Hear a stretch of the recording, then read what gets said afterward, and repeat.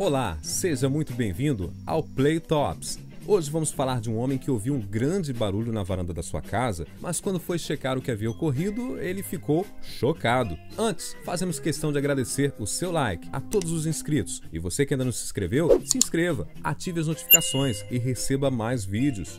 Faça parte da família Playtops. Vamos lá! Os moradores dos edifícios de apartamentos estão acostumados a um barulho constante. Alguns dos vizinhos gostam de organizar uma boate, em casa mesmo. Outros já estão reparando o apartamento por 5 anos e outros parece até que têm um jardim de infância. Não podemos dizer o mesmo sobre casas particulares, especialmente fora da cidade. Aqui, qualquer ruído pode assustá-lo. Na maioria dos casos, isso não é grave, mas vale a pena ficar de alerta. Uma coisa incomum aconteceu com o americano. Tim Newton foi despertado por um ruído estranho vindo da varanda. Quando ele viu, congelou espantado. Ele disse: "Quando eu fui à janela e abri as cortinas, vi algo semelhante a um gato comum. Mas então, eu percebi que esse gato tinha pernas muito longas e grandes orelhas."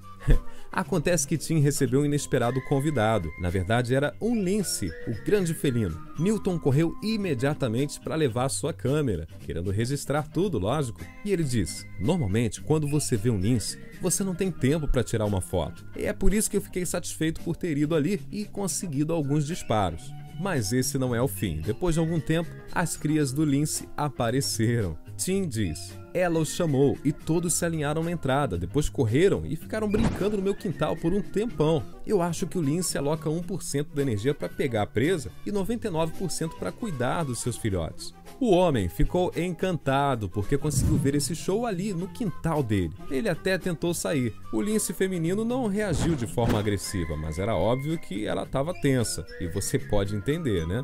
Essa incrível história mostra que o que às vezes nos preocupa pode acabar trazendo felicidade e até mesmo fazer o seu dia começar de uma maneira maravilhosa. Compartilhe essa bela história com todos os seus amigos. Esperamos que tenha gostado do vídeo de hoje. Se gostou, curta, compartilhe, se inscreva, ative o sino. Não vai perder nenhum vídeo do Playtops, hein? Um grande abraço e até a próxima!